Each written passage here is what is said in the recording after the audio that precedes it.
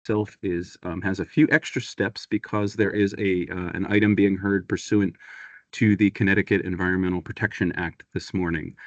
That item, which is number 9 on the agenda, is going to be heard in a separate virtual online platform that will be held on Zoom at approximately 10:30 today. We are going to conduct all regular business of the council before that on this particular portion. If you are here for that particular item, for the Norwalk item number 9, there is a separate link that you need. Please indicate in the chat if you need that link.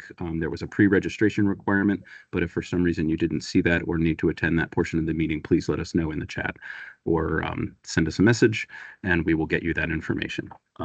With that, I am going to turn it over to Vice Chairman Paul Butkus. Thank you very much. Good morning, everyone. I'm Paul Butkus, the Vice Chair of the Connecticut Historic Preservation Council, and I'm calling to order our August 7th, 2024 meeting. Attending this morning are the following council members: Beth Ackley, Beth Burgess, myself, Paul Butkus, Marguerite Carnell, Thomas Elmore, Leah Glazer, Sarah Nelson, and Deanna Rhodes. A quorum is therefore present. The following is the Historic Preservation Council's format and review of public comment procedures. Given the online format of today's meeting and for those who are visitors today, I want to review and explain our procedures. The order of presentation. I'll read each motion and ask for the motion to be moved and seconded. Staff will present the agenda item to the council, and council members will have an opportunity to ask questions. If called upon by staff or representative, the organization may offer statements or address council's questions. For members of the public who wish to speak to the agenda item, we ask that you identify yourself and your affiliation. After all questions have been addressed and statements made, a roll call vote will be taken. If members of the public have letters and or written statements they wish to submit to the record, please email them to Jonathan Kinney at jonathan.kinney@ct.gov. The Historic Preservation Council takes statements from members of the public but does not respond to questions. Lastly, please only address the particular agenda item being addressed at that time. The following is the Historic Preservation Council's policy regarding conflict of interest. The Historic Preservation Council votes on matters which provide leadership, service, and economic benefit to property owners, consultants, local governments, and not-for-profit organizations. Given this responsibility and to maintain the highest professional standards in the discharge of our duties, it's important to maintain a strong code of ethics for all council members and department employees.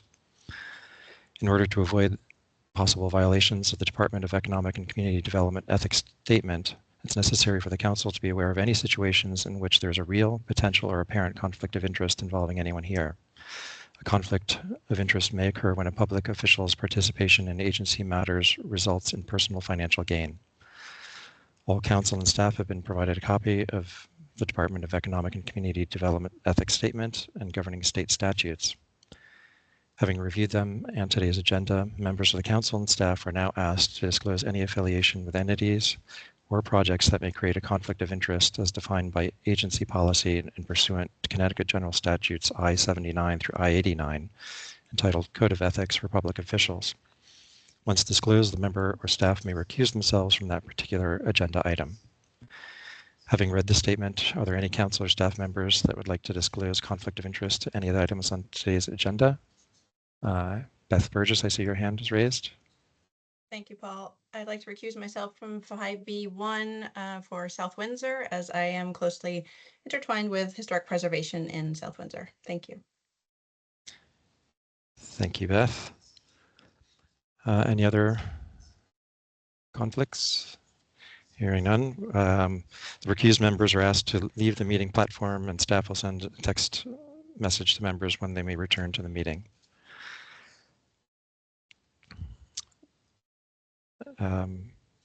Moving right on to item 4A, 4.1, the meetings from the July 10th, 2024 meeting. The meeting minutes were provided to council members via email from Jonathan Kinney. Marguerite Carnell supplied some corrections. Thank you, Marguerite. Can I have a motion to approve the minutes with any other additional changes? Sarah Nelson? Thank you, Paul. On page 3, there's a part of a comment that I made. Sarah Nelson observed that the work was going to happen in the winter. The thrust of that comment was that that's not a good time to perform a conditions assessment such as the one that they envisioned. Thank you, Sarah. Any other comments? We can make that change. So motion to approve with changes noted. So moved, Marguerite. Thank you, Marguerite. And a second.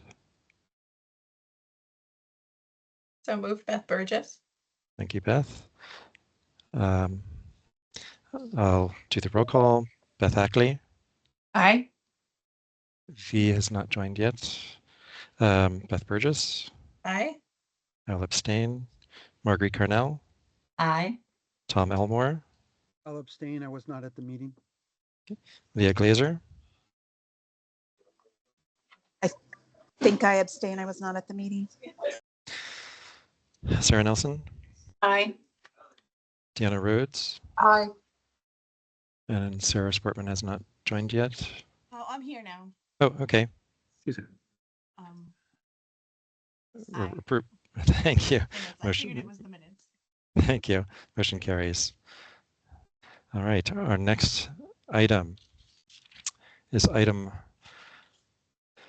5, State Historic Preservation Grant Action Items. A, the unfinished action items. Can I have a motion to recall and immediately table the Historic Restoration Fund grant for Chester Public Library for repointing and boiler replacement at 21 West Main Street, Chester, Connecticut? Apparently the owner is not available today, so we would like to move it to the next meeting. I'll make that motion. Deanna Rhodes. Thank you, Deanna. And a second? I'll second Sarah Nelson. Thank you, Sarah. And I guess we just do a roll call just to immediately table. Beth Ackley, Aye. Beth Burgess, Aye. I'll abstain. Marguerite Carnell, Aye. Tom Elmore, Aye. Leah Glazer, Aye. Sarah Nelson, Aye. Deanna Rhodes, Aye. and Sarah Sportman. Aye. Hopefully they'll be available in September so we can get them moving forward. Item 5B1, Survey and Planning Grant. I'll read the motion. Hold on. Lots of pieces of paper. Historic Preservation Council votes to recommend the award of a survey and planning grant funded by the Community Investment Act of the State of Connecticut to the below listed applicant in the amount shown. All grant guidelines and state requirements shall be met by the below listed applicant upon receipt of a grant as administered by the Department of Economic and Community Development. Staff recommends the application for funding. The applicant is the Clap House Preservation, Inc. And the project is consulting services of a 36 CFR qualified historical architect to prepare a conditions assessment for the Increase Clap House built in 1805 at 59 Sullivan Avenue, South Windsor, Connecticut. Amount requested is $15,000. We have a motion for approval.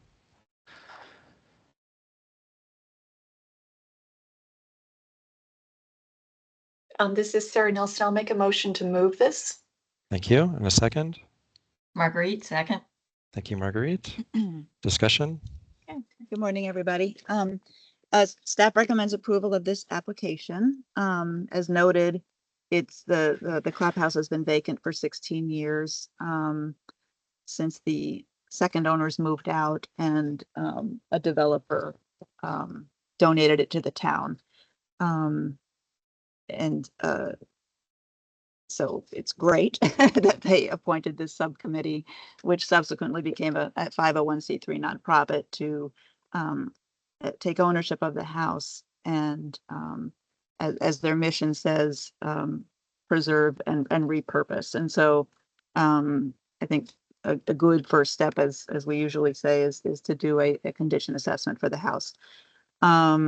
So we recommend approval. There's no one from the town here, or that could be here, or the organization, but I'll be happy to take comments and questions and concerns. Any Questions from council members?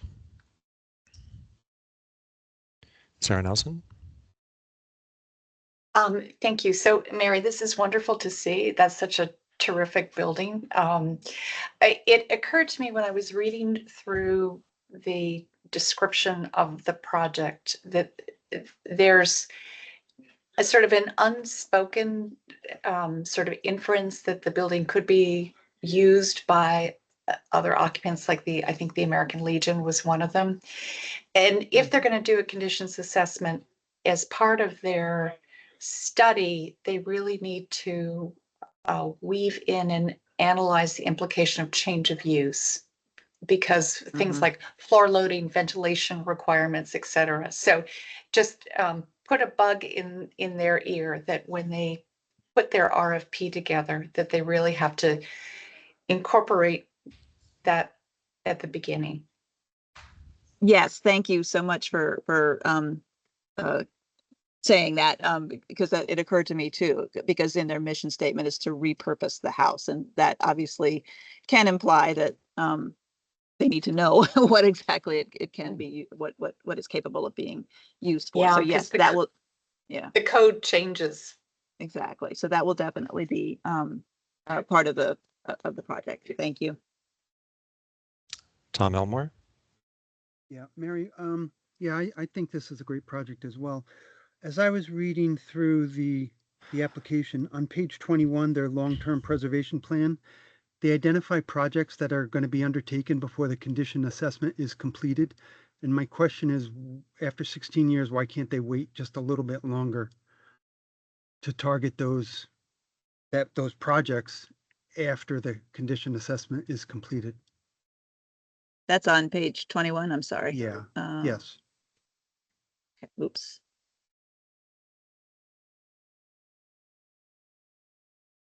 Oh, they can. No, I can certainly advise them. I mean, the whole purpose of the condition assessment is to assess conditions, but also it could turn up obviously things they didn't even know about. So yeah, I will definitely tell them not to put the cart before the horse, so to speak, and to kind of just follow practical steps moving forward. I think they're just anxious, but that's I'm great. sure. But we Yeah. definitely want to make sure that we can help them make the right steps at the right point. Along those lines, Mary, they were talking about restoring the porch on the side of the house, I believe, kind of this immediate time period. It's like kind of underway. So you just want to make sure that whatever they do is not going to be contrary to what the recommendations would be and done. If it's part of that restoration plan, that'd be helpful. Any further questions from council members? Tom, your hand's still raised. Seeing no other questions, we can move to roll call vote. Beth Ackley, Aye. Beth Burgess. She recused. Oh, She's that's right. recused. Sorry. Just going down my list. I'll abstain. Marguerite, Aye. Tom Elmore, Aye.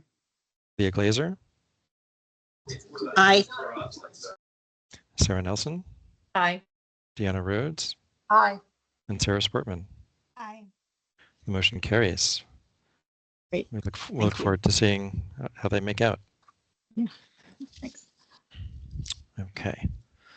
Our next item is 5B2. Oh, should we make sure that Beth gets back in? Yeah, I just sent her a text, Paul. Thanks.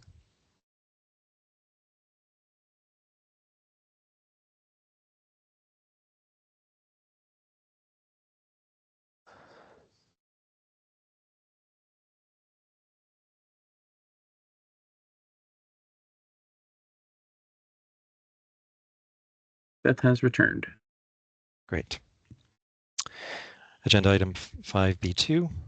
The Historic Preservation Council votes to recommend the award of a survey and planning grant funded by the Community Investment Act of the State of Connecticut to the below listed applicant in the amount shown.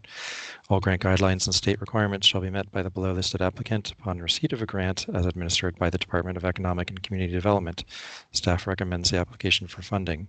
The applicant is the Hazardville Institute Conservancy Society, Inc. The project is consulting services of a 36 CFR qualified historical architect engineer team to prepare a plan to reinstall original building materials in the Hazardville Institute, built in 1869 at 317 Hazard Avenue, Enfield, Connecticut. Amount requested is $5,000.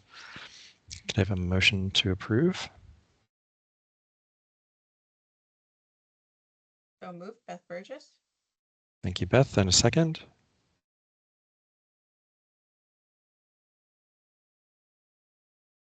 Marguerite, second. Thank you, Marguerite. Feels like it's a Monday morning instead of a Wednesday. Discussion. Hello again, everybody. Staff does recommend approval of this application. The Hazardville Institute did receive an HRF grant just a few years ago, which they completed. And so this work represents sort of like the last bit that they need to do. Luckily, they have about 95% of the original trim and wainscoting still on site, but just not applied. So we did think this was an eligible project as long as they get an historical architect to assess the condition of the trim, decide what can be reinstalled and how. So this is a grant for that to develop the specifications for this project. I believe actually we've got a couple people here, Gretchen Pfeiffer Hall and Karen LaPlante from Hazardville Institute are here. If you have any questions or concerns that I can't answer. I guess one question was there a reason why things weren't marked from where they came from previously, or are there significant changes to the configuration because of the restoration or renovation work? I don't know if Gretchen was trying to chime in there. But oh, Yes, did you want me to answer that, or? I don't know. So if Sure. Paul, Yes. yeah, okay. That'd be great. Gretchen. So we actually, they were marked. We have had them in storage in the building, wrapped up, and we completed unwrapping the second floor materials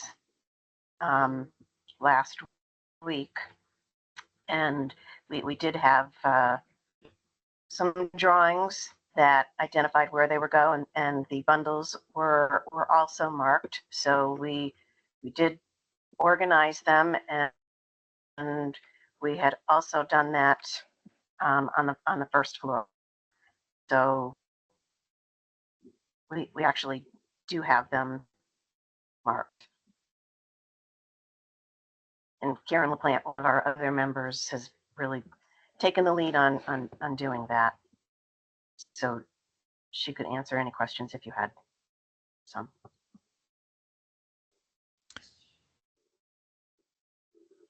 Beth Ackley, question? Leah might be, in might front have of had you, her yep. hand raised before me. Leah, want to start it off? Yeah, I just wanted to just make sure that we maybe attach the National Register nominations to have some clarity about the significance architecturally and historically. So that's all. Thank you. Oh, Thanks, Leah, Leah. thank you. Sorry, I know you've mentioned that before, and sorry about that. I'll pay more attention. That's next time. okay. I just want it all Yeah. on the record about Sure. why, we're given the money. So thanks. Of course. Yeah. Now Beth Ackley. Thanks.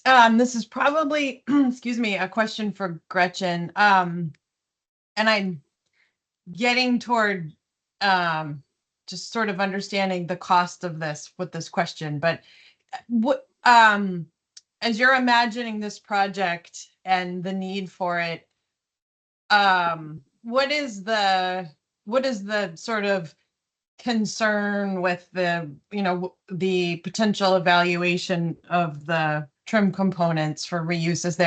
Is it that some things are missing, or that understanding what's historic and what's not, or the actual condition? And I'll get to why I'm asking that in a sec, but it would just be helpful to understand. So some is missing, not very much.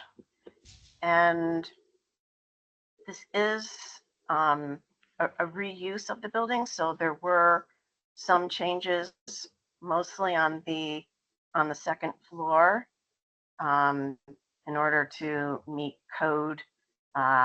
So there were some walls added and a couple door openings added. And the previous use of the building back in the 60s and 70s was as a youth center. And the second floor was actually a gymnasium. There was a window that had been turned into a doorway with a fire escape that was removed and the window put back in place. And so you can imagine as gymnasium, as a basketball court, it was a pretty rough use. So there's damage to that. There's materials that need to be replaced because of the reconfiguration. The building has been empty and was vacant for, I don't know, 15, 20 years before our organization took it over. And the roof was leaking, so there's water damage, there's insect damage. So although we have it, it's in rough shape. Okay. And there will certainly need to be replacement materials recreated. Okay, great. And in your organization project that you've started undertaking, is the plan to match door openings with the pieces that have been marked? So when your consultant comes in, they just go to whatever door or whatever other member and the pieces are right there?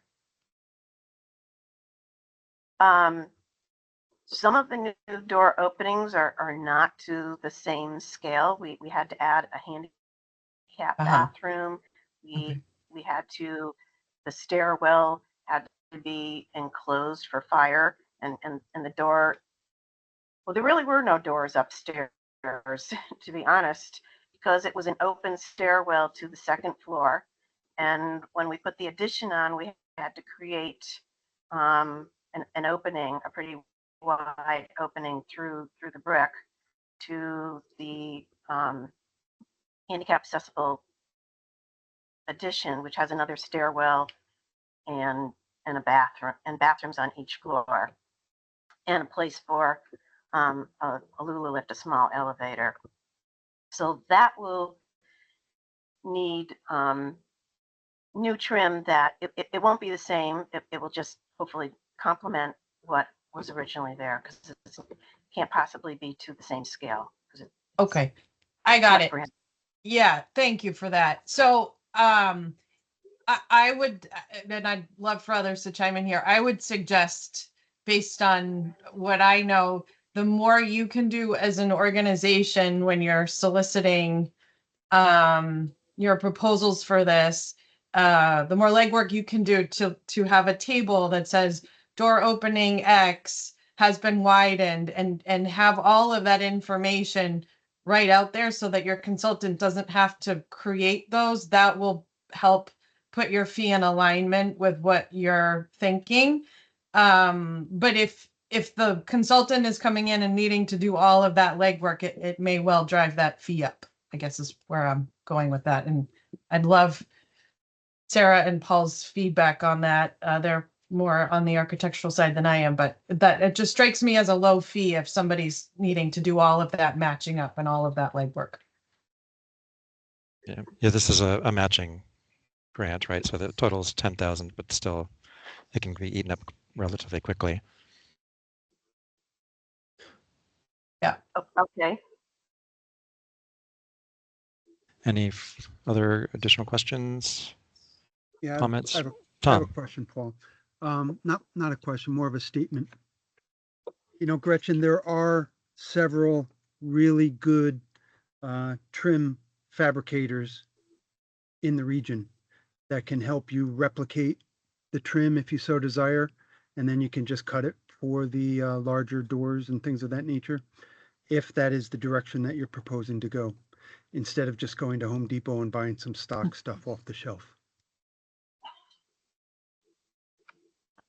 Well, thank you, and we absolutely would do that. We have worked with Bob Johnson in the past.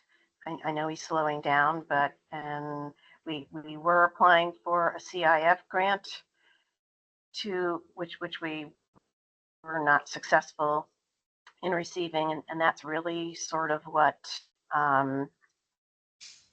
moved us to requesting this grant, because we realized that we needed more information and a better plan going forward to ensure that we do reinstall original materials, match original materials, and have the proper complementary trim in the addition. Mhm. That sounds great.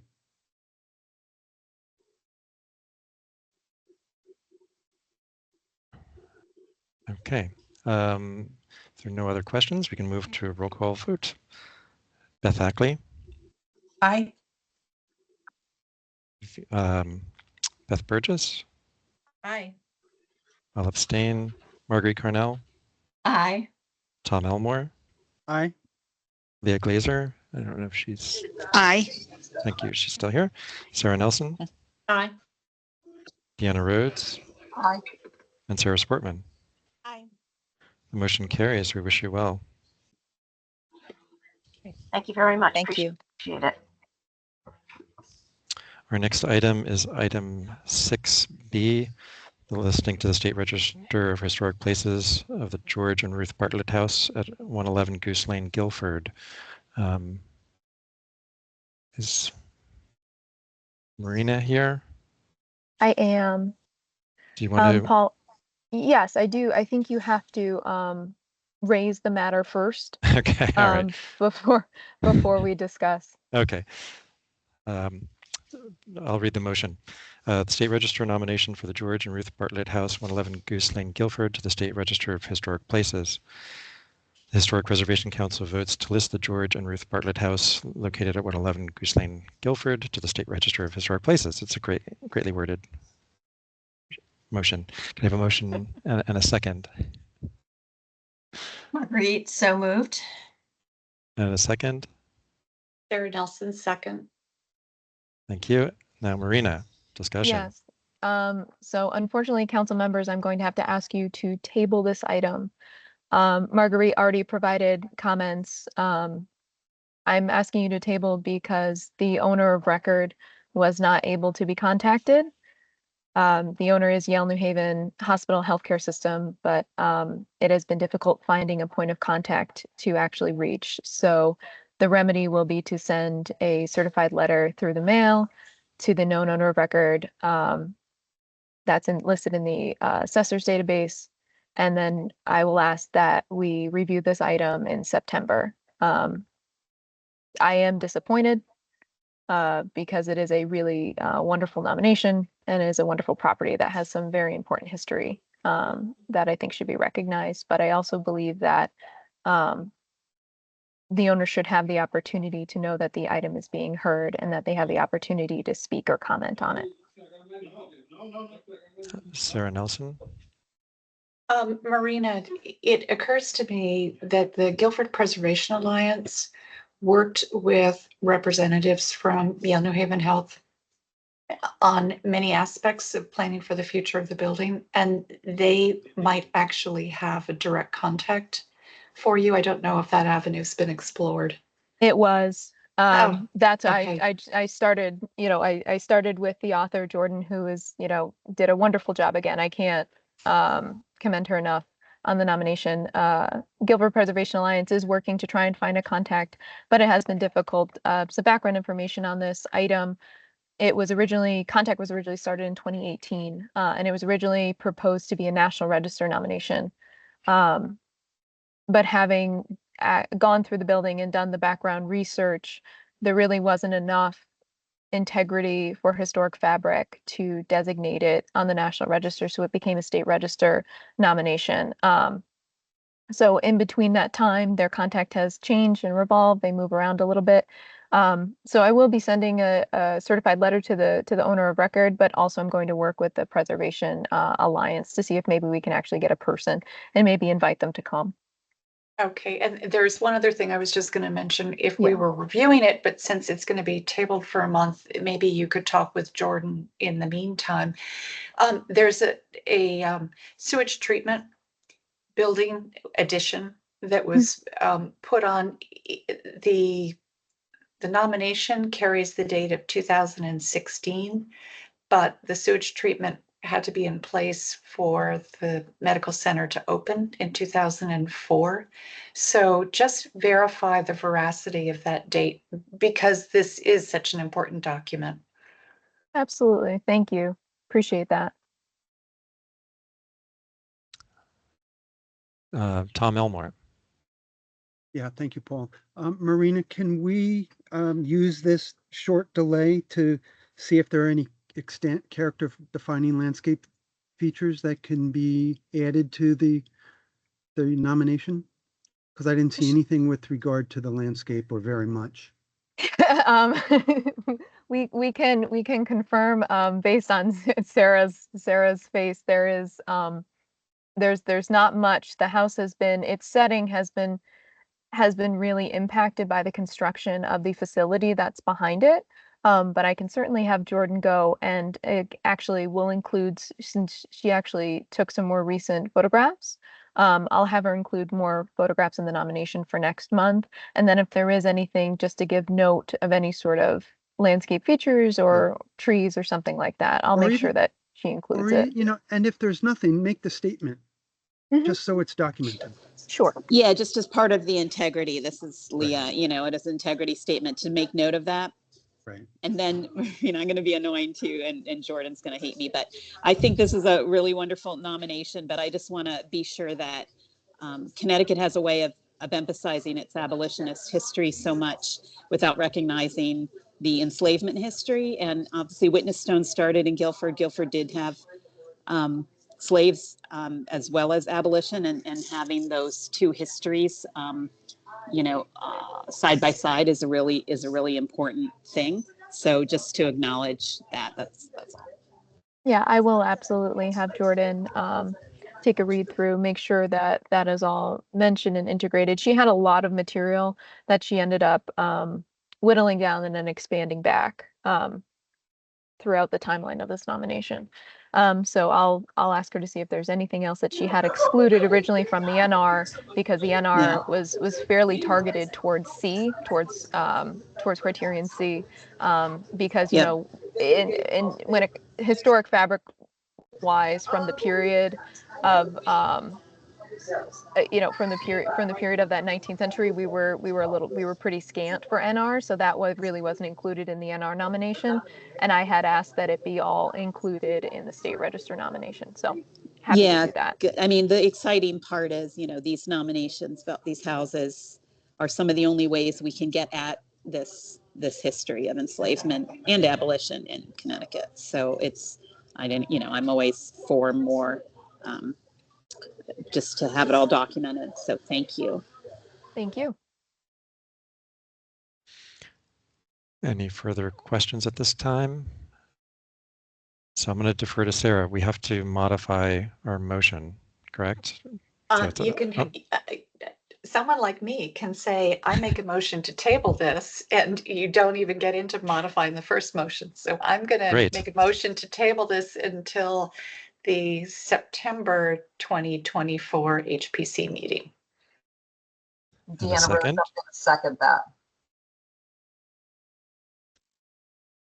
Okay. Now, do I still do the roll call on that Paul, motion to Paul, table? before you Oh, yes. proceed, just so you know, by Sarah doing that, it supersedes the original motion. Great. It takes Yeah. precedent. Perfect. All right. So, Beth Ackley, Aye.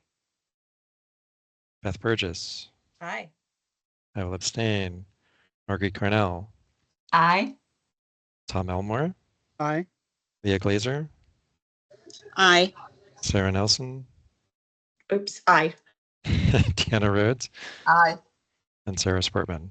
Aye. The motion carries. We'll look forward to seeing it again very soon. Thank you, everyone. Okay, moving right along. It's about 11 after 10. Item 7, Local Historic District Property Study Reports. Item 7.1. Pursuant to Connecticut General Statute, Section 7-147, subsection QC, the Historic Preservation Council votes to recommend approval of the proposed ordinance and boundary for the proposed agent's house, 7 Orchard Street, Vernon, Connecticut, as presented in the study report transmitted by the town of Vernon on July 15th, 2024. Can I have a motion to approve? So moved, Tom. Thank you, Tom. And a second? Marguerite, second. Thank you, Marguerite. Discussion? Hi, everybody, again. So as I think all of you have now done a study report vote. This was presented by the town of Vernon. Obviously, any comments you have about the study report itself will be transmitted to the town. But the main charge per statute is just to review the ordinance and boundaries, and the boundaries are pretty simple. It's just they're both, it's a single property or a single parcel. In any case, I can try to answer any questions or concerns. And also Ashley Stevens, who is the town planner, is also here. I believe she was earlier. So if there's something I can't answer.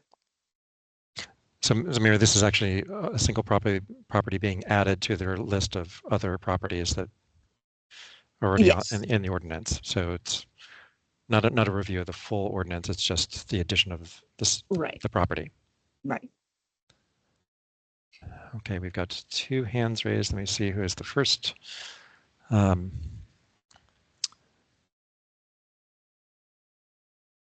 on, my screen is not showing who the first one is. Oh, Leah, sorry. For both of these, it's just a little about the history. A lot of it's about the owners of these farms, and I was just wondering if there could be any mention of whether there were farm hands or anybody working on the farm, because they do mention labor as being important, and they don't mention laborers. Okay. Good. I'll put that in the comments for sure. And I see Bob Hurd has his hand raised.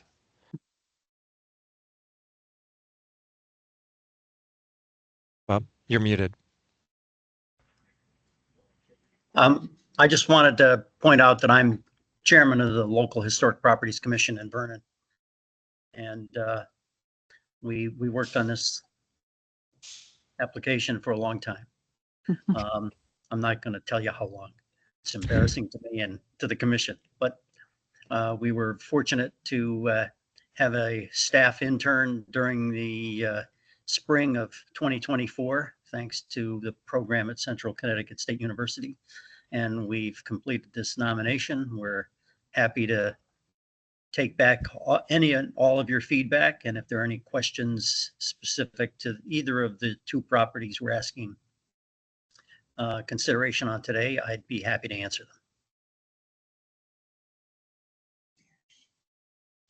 them. Any questions from council members? Hearing none or seeing none, we can move on to a roll call vote. Beth Ackley, Aye. Beth Burgess, Aye. I'll abstain. Marguerite Carnell, Aye. Tom Elmore, Aye. Leah Glazer, Aye. Sarah Nelson, Aye. Deanna Rhodes, Aye.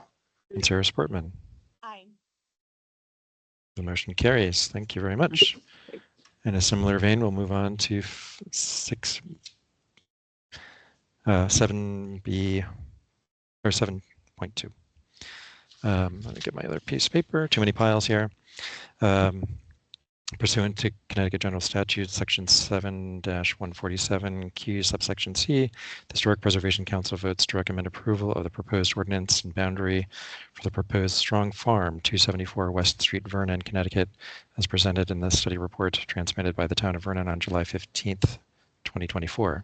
Motion to approve. Deanna Rhodes, motion to approve. And a second. Agreed, second. Thank you, Marguerite. Discussion. So in the interest of time, I'll just refer back to my previous comments. This is a second property report, a study report submitted by the town, and Bob Hurt is here, and I think Ashley Stevens is here as well, if you have any questions. Paul, if I might just reiterate Leah's Yes. Comments from earlier, same on this one. I completely agree. There could be more information about the type of laborers who are working on this farm in particular. And I'd like to have some more women's history as well. Thank you. Thank you. Any other additional questions? Just one question, Mary. Both properties are currently in private ownership? Yes, they are. Okay, because there was a mention in the previous one that it was something about the Historical Society at one point, or did I misread that? I don't. Was this for 7 Orchard? Yes. I saw that it was in private ownership, but I didn't, unless they. Unless it was offered at one point. Bob, can you answer that question? If you unmute. Yes, the house was owned by the Hockenham Company until the mills in Rockville closed in 1952. It was sold to the family of the then superintendent of the mill. It stayed in that family until the early 21st century, when the last survivor passed away, and in her will, it was given to the Vernon Historical Society. She understood when she offered to do that, that the society would then sell it into private hands and proceed with a nomination to at least protect the exterior and the property. And that was how it got to where it is today. Okay, thanks for the clarification. You're welcome. Any further comments or questions? If not, we'll move to a roll call vote.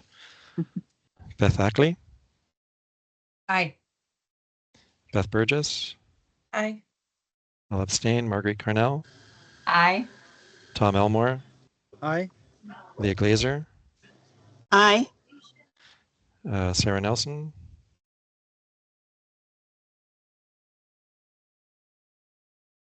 Sarah, you're muted. Aye. Thank you. Deanna Rhodes Aye. and Sarah Sportman. Aye. The motion carries. Thank you. Thank you very much, everyone. Okay, moving right along.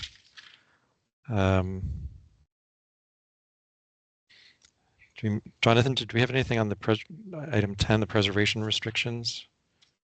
We did not.